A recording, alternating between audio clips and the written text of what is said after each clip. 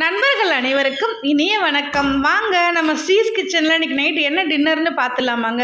இட்லி தோசையாக சாப்பிட்டு போர் அடிக்குதுங்க. சரி, இன்றைக்கி கொஞ்சம் வெரைட்டியாக இருக்கட்டும், தக்காளி தோசை தாங்க ரெடி பண்ணியிருந்தேன். தக்காளி தோசைக்கு எப்படி மிக்ஸ் ரெடி பண்ணுறதுன்னு பார்த்துடலாம் வாங்க.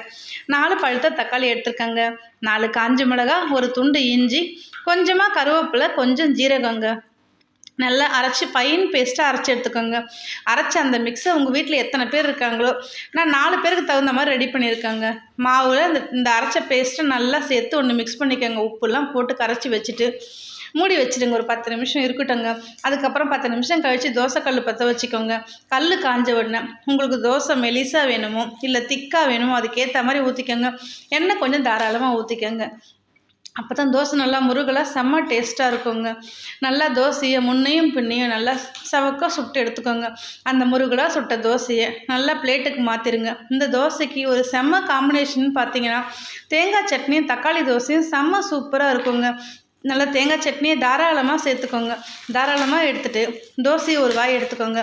ரெண்டுத்தையும் ஒன்றா சேர்த்து சாப்பிட்டு பாருங்களேன். செம்ம சூப்பராக செம்ம டேஸ்ட்டாக இருக்குங்க. வீடியோ பிடிச்சா லைக் பண்ணுங்கள். எங்களுக்கு எல்லோரும் சப்ஸ்கிரைப் பண்ணுங்கள்.